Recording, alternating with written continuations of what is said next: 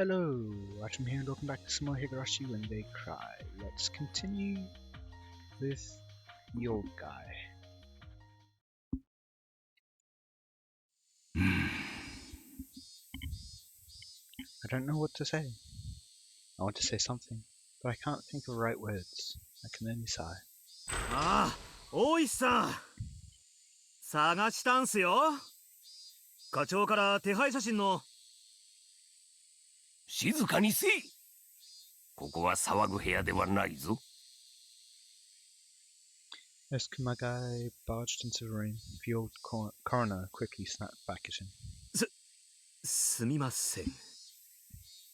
ですね。課長が容疑者の手配写真について。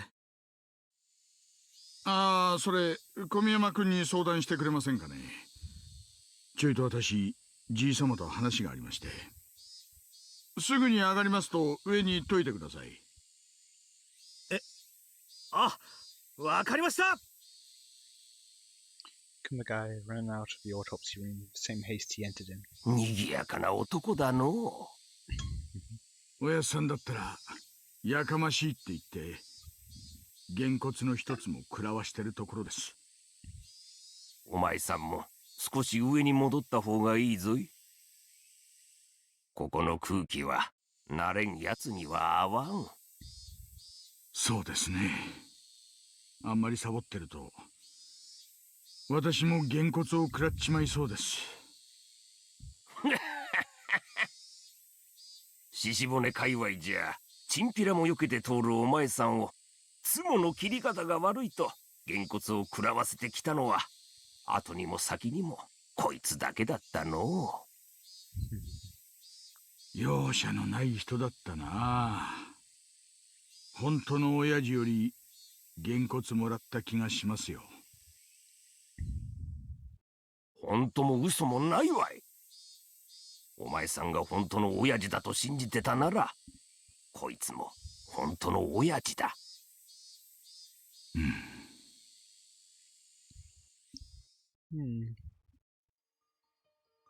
My real father passed away in Nagoya.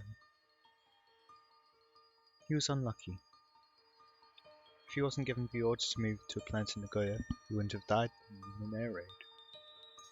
He could have rode it out another half year or so, and the war would have been over. I was sad, of course, but I was grown up enough by then that I didn't cry into the ground like my mother did. But people feel sadness in different ways. Some people it comes all at once as an overwhelming wave, but others feel sadness gradually, over a long period of time. I think I was the latter. When he was alive, I only thought of him as annoying. In my mind, I even cursed him with questions about why he avoided the draft.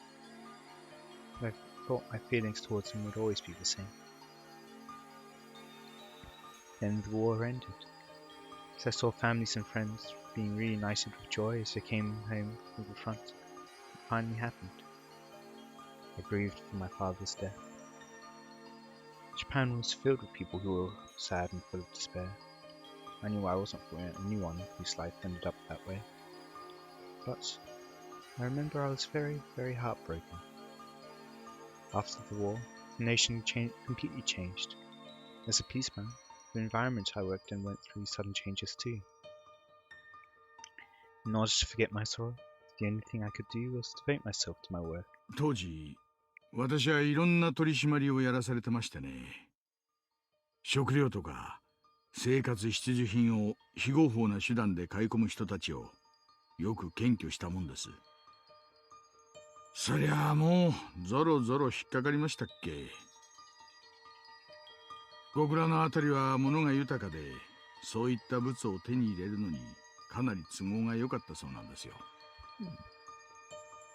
After the war, Japan faced a chronic shortage in food supply.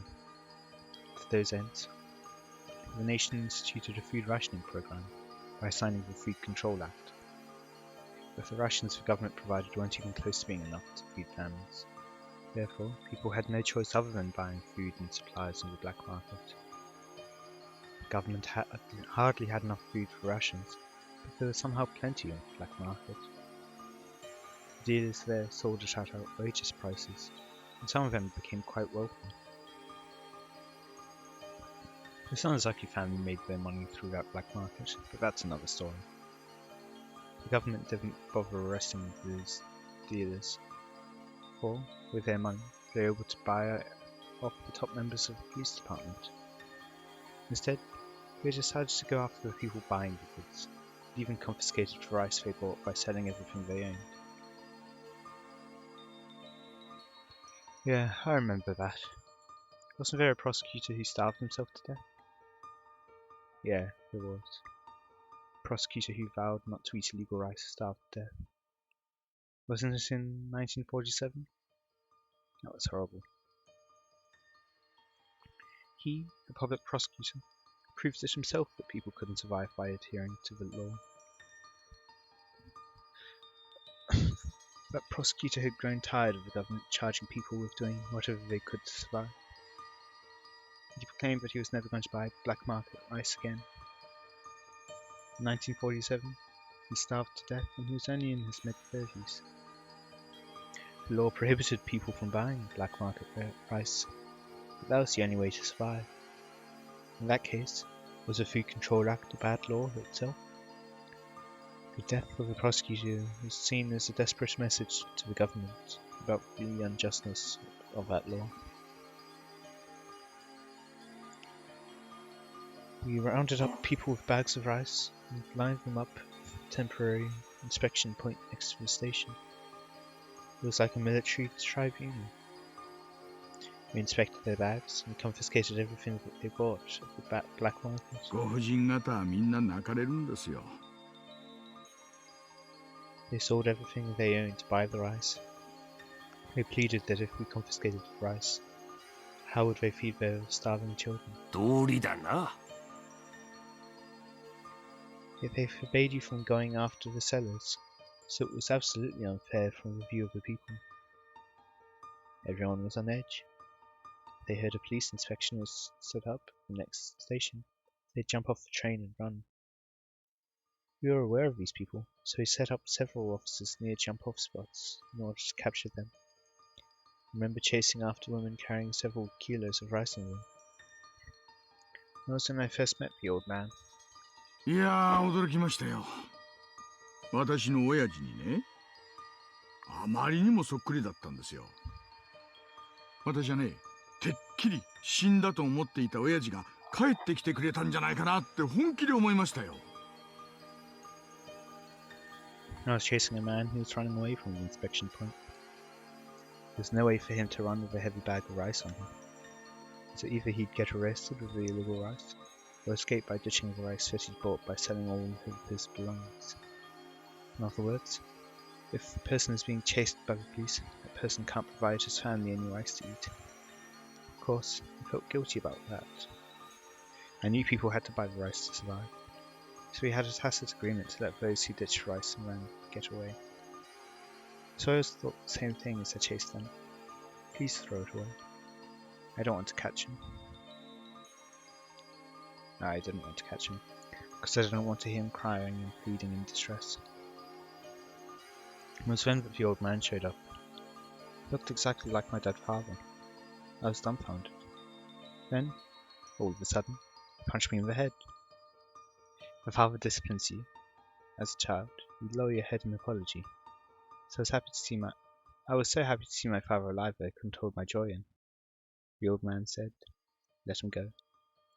When I heard his voice, I realized he wasn't my father, so I thought I'd arrest him for assaulting a policeman. But a young man like me, who barely grown any hairs yet, was no match for an older fat man used to fighting. いや、たっぷり説教をもらいましたよ。大通りの真ん中でぶちのめされた挙句に普通に考えたらそんなのに耳なんか傾けないですよね。でもあの時の私はどうかしてたんです。どうしてもおやっさんが親父に見えちゃって、おとなしく言うことに耳を傾けることしかできなかったんです。まあそこで小づいただけじゃなく、男の器量もきっちりと見せられたのがこいつの大したところだったの。今時じゃすっかり珍しくなっちまった。古き良き時代の生き残りじゃった。Despite my age, I still did need it. Yeah, I still needed a father. I needed someone to look up to, and to show me what makes a man a man. When I think about it, I really did have two fathers. The old man was a father, brother, and my best friend. But now he lies within his head, body, arms, and legs, all dismembered, and his right arm hasn't been found. He taught me how to become a man, how to enjoy alcohol, how to play mahjong, and with that right arm, he gave me a good beating when I did something wrong. But that right arm is still missing. 星の目星はねえ、もちろんついています。おやつさんの右腕ももちろん取り返しますし、この借りもきっちり返します。They're running Hinmazawa from the shadows, and inciting this collective crime they call the damn protests, the Sonozaki family. I declare war within myself. I already know who my enemy is. Ooh, and how wrong you are.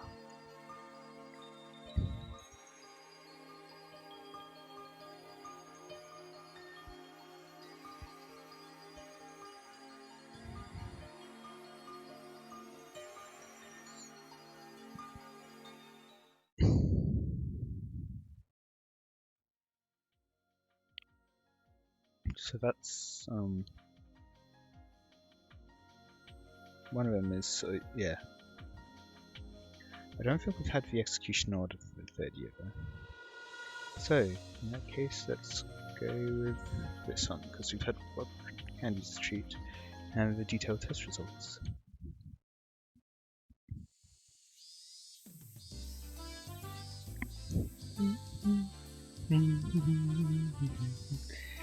The group of boys are playing baseball under the powerful sun. The sound of cicadas makes the heat stand out even more. But to those boys, it's just another kind of cheering from the crowds. Ah, yes. Gets a home run with the cicadas all chirp. Yeah, anyway, moving on. Of course, they go through training exercises to build stamina. The boys don't actually like such routine activities. What they look forward to the most is a free game after practice. The school in Hinmazawa is actually borrowed from the forestry service. The schoolyard is made of gravel, so it's not very appropriate for playing sports on. Compared to that, grounds at the school in Okonomiya are properly maintained for athletic activities, so the kids grow even more energetic when they come here. Kids from Hinmazawa really don't care if the ground is made of gravel or not. The other instructor is watching the game, so I decided to go get some drinks for the team. 監督、どこへ行くんですか？皆さんにジュースを買ってこようと思いまして。もしよかったら、サトシ君も手伝ってくださるととても助かるのですが。はい。お手伝いします。Satoshi-kun decided to come along with me. Sometimes kids don't like what grown-ups choose, so I'm glad he agreed to help. Satoshi-kun and I got in the car and headed to the grocery store nearby. 監督、聡子の具合はどうなんですか？ええ、経過は良好ですよ。本当にゆっくりとですが、聡子ちゃんの心の傷も癒えてきています。もう少しだけ安静にしてあげた方がいいでしょう。It's natural for Satoshi-kun to be worried. Satoko has been in hospital for over 2 weeks. Of course, he doesn't know his sister has Hinmazawa syndrome. Not only that, she's almost at level 5. She could become deranged at any moment. He believes she's depressed because of the shock of their parents' accident. He came into the clinic every day to cheer his sister up. But Satoko-chan has become emotionally unstable and showing some dangerous symptoms, so we called off the visits. In fact, Satoko-chan is not doing so well. L5, the stage Satoko-chan is at, It's a very abnormal one. The man from last year, who was at the same stage, was acting so abnormal that even a drug addict in its final stages would have turned and ran. There's no guarantee Sadako-chan won't fall into the same condition. When we performed the autopsy on that man last year, we learned the true identity of the syndrome and gained a great understanding of its mechanisms.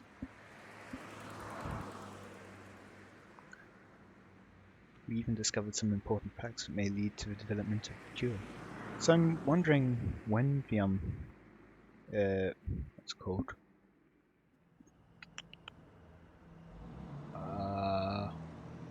The quote-unquote curse goes from people they've happened to pick up who have Higurashi syndrome to actually testing it on people. Maybe the 4th year, I'm guessing.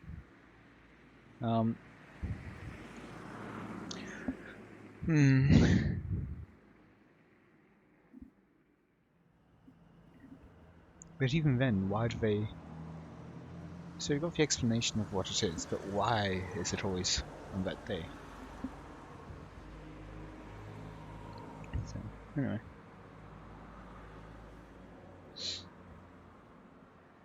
Yeah, I mean, I guess it makes sense in terms of the Ojos. Because if Sadako did it, that is, because that would be the perfect opportunity to kill her parents without anyone being around, because they wanted to be away because it's the celebration time in the village for the dam conflict being over.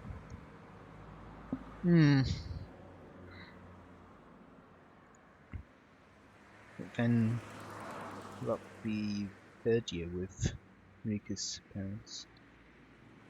Why would that happen on the same day? Anyway, however, we've yet to find a method of actually curing the disease. So if Sadako-chan becomes unrecoverable, we may have to dissect her, just like we did the man from last year. How can I tell Satoshi-kun about his sister's situation? All I can do is make vague comments and lie to him that she's recovering. What if she becomes much worse? That would make me an unforgivable liar. The tiny bit of conscience that remains in me hurts.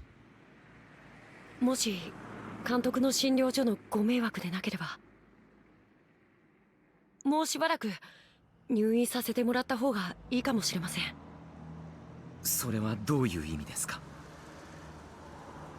I thought you wanted her to come home as soon as possible, so I'm a little surprised. いえ、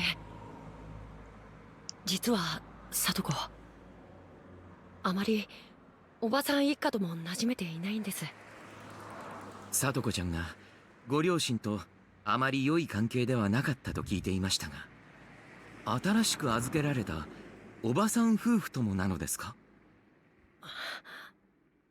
聡子は大人にはあまり心を開かないので。Satoshi-kun has told me about their family background. Their mother's constant remarriages wounded her children deeply. Satoshi-kun was able to overcome it, but Sadako-chan was too young to be able to do that. That left her traumatized. Now she has a tendency to distrust or dislike guardians who aren't related to her. Actually, nobody would like a guardian who isn't related to her. It's not just Sadako-chan. But usually people try to deal with that, even if they don't like it. I guess Sadako-chan's not capable of that. おじさんはあまり家に帰ってこないし、いても寝てるかテレビを見てるかなので、そんなに問題はないんですが、おばさんがものすごく聡子に絡むんです。どうしてそんなに嫌われてしまったんでしょうね。I can guess why.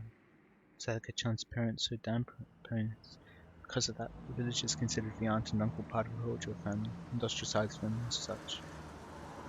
Moreover, they passed away suddenly in an accident and left 2 children behind, so I guess there would be more hate there than gratitude. If she had been obedient like Satoshi-kun, everything would have been fine. But Sadako-chan can't be that way. She shows that in her attitude and expressions.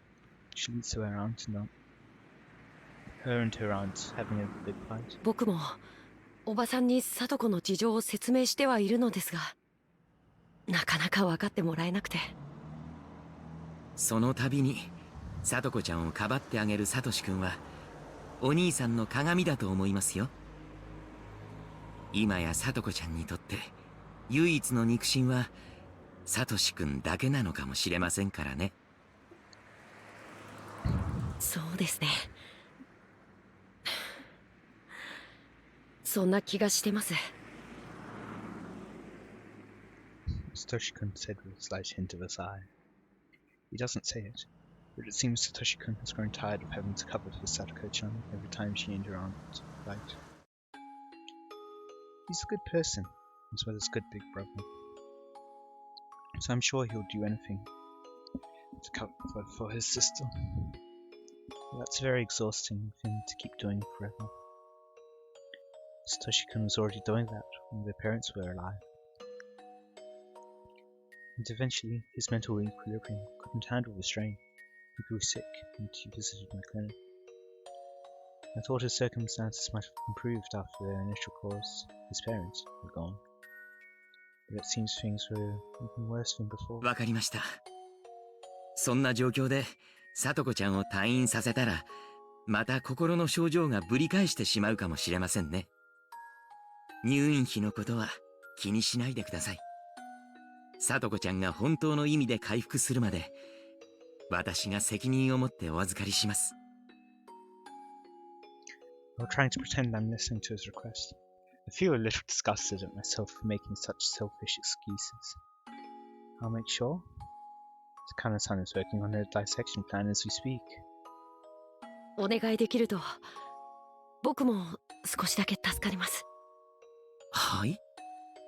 いえ、聡子がもうしばらく入院しててくれたら、僕もその分気が楽だなって思っただけです。それはどういう意味ですか？聡子が帰ってきたら、どうせまたおばと喧嘩をするだろうと思います。そうしたらまた喧嘩や怒鳴り声ばかりの日になって、僕もそれに巻き込まれるのかなって思うと、聡子はずっと入院しててくれるのが一番僕にとって気楽なことなんじゃないかって、そう思ってしまう自分がいて嫌になります。サトシ君。Satoshi-kun is a great big brother. He always sticks up for his little sister. That doesn't mean he doesn't feel burdened. そんなことを考えてしまうなんて、僕はなんて悪い兄なんだろうって思います。そうだと思えば思うほど自分が嫌になって。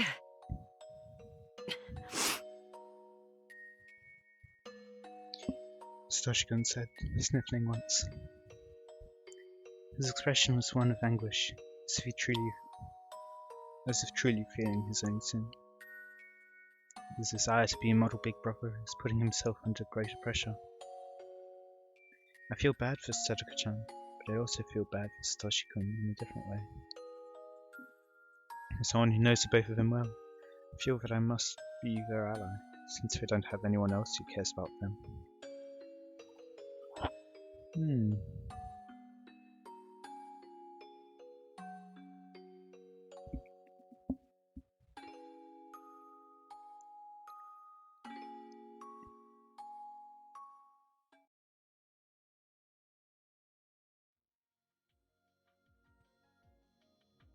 So that would be Satoshi-kun realizes his sin, I'm guessing. But we haven't forgiven Naruto's sins.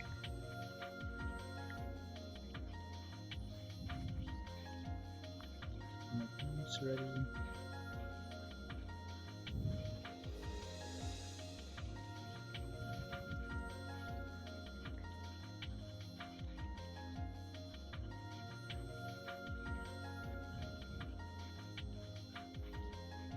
Might be able to. That one I'm not sure though. We haven't gotten his decision yet. Definitely haven't gone to the decision. Or the promotion of becoming a doctor. I think.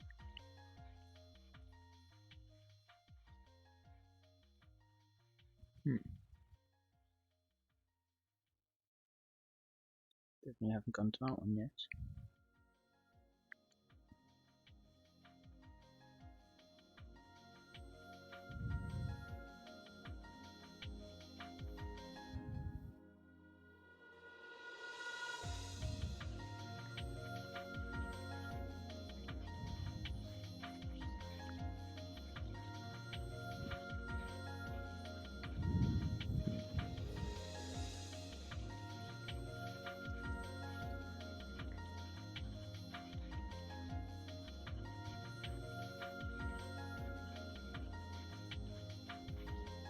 Everyone's not on this one.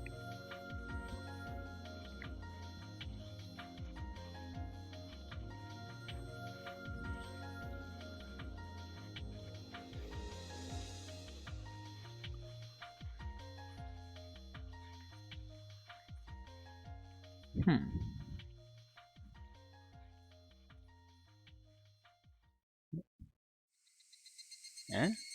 Can actually do this one? That doesn't seem right. Didn't mean to actually click on it. Because, reviews for this? Why?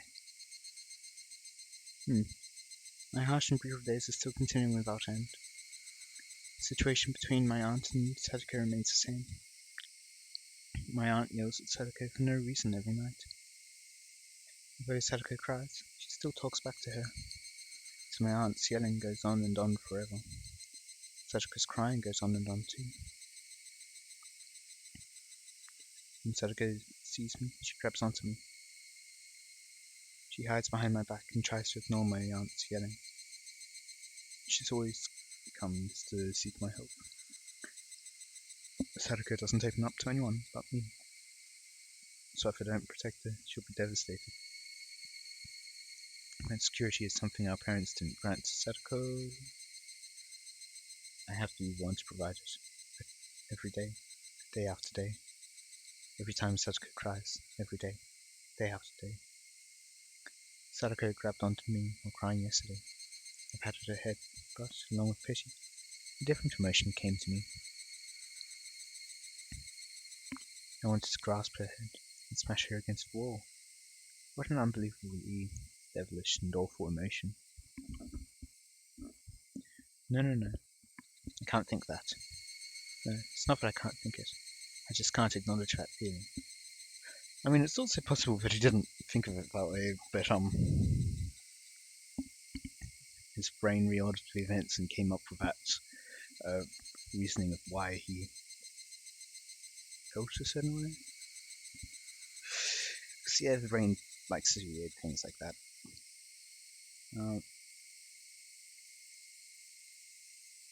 Since that day, there's been someone else inside of me. That someone is trying to eat me up from the inside and switch places with me. And Satsuko begs for my help while crying. That person tries to make me spill out some awful and hateful words that are sure to damage Satsuko forever. Leave me alone. Don't grab onto me. Go away. No, I can't. To prevent him from taking over my body, I clenched my stomach and drove him out. I managed to do that. But that wasn't it. That person is coming after me, trying to get back inside of me. I won't let such a scary thing get back inside of me. He knows there's no room to slip into my heart as long as I keep it held shut like this. So he stopped trying. Instead is following right behind me. He's waiting for me to let my guard down. When I walk, he walks right behind me. He's breathing down my neck. He follows me everywhere. When I lie down, he stares down at me. He's waiting for the right moment to jump back inside of me, so he can hurt Satsuko. It's been so hot lately. Maybe the heat is getting to me. That's why I think things like this.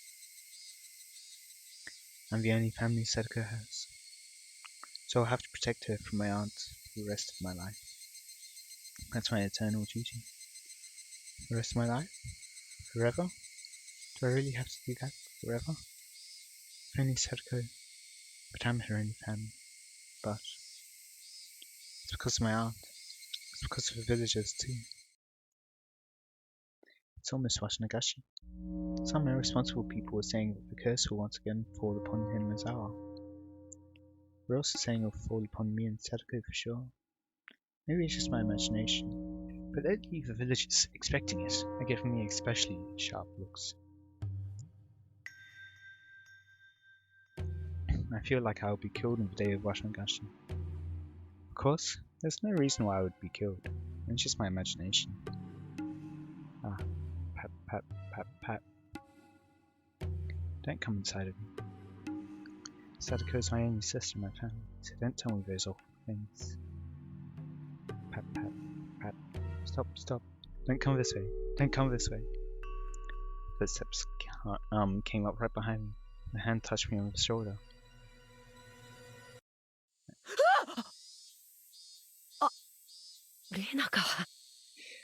You hear the footsteps? She's gonna make some comment like that.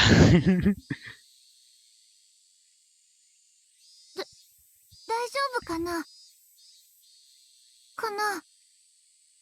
I must have been acting weird. Rena looked worried. Her name is Rena Ryugu. She just moved here and transferred to my school. Nobody remembers her, but supposedly she lived here in Hinazawa a long time ago. In fact, she hardly remembers anything about Hinazawa either. Since Mion is the only other classmate who's my age, I'm glad she's my friend. And she usually carries on happily alongside Mion, but occasionally she shows more feminine consideration. 具合悪いの保健室で休んだ方がいいんじゃないかなありがとう。大丈夫だよ。僕、そんなにも具合が悪そうだったかい？うん。 The immediate answer made me realize I wasn't myself. さとこちゃんのことで心配事？いや、そういうわけじゃないんだよ。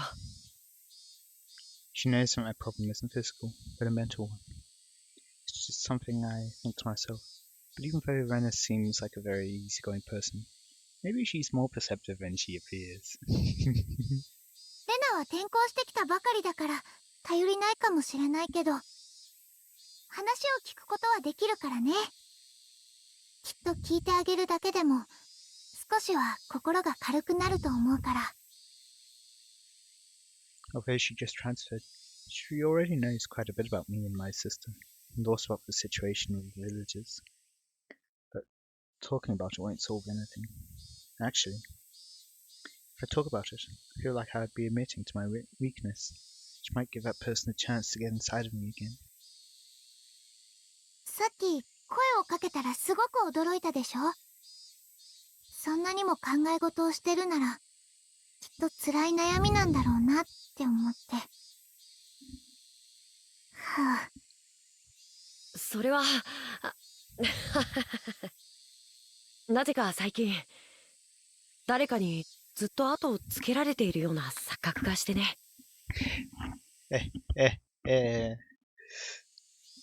ひたひたペタペタ。だからそれかと思ってって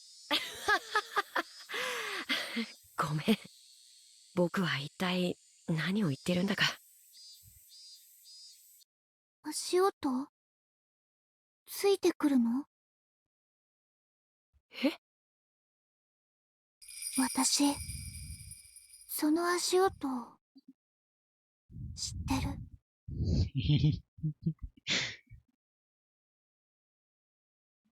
It ends it there. Well, I hope you all enjoyed. Let me know any feedback you have in the comments. Until next time, see ya.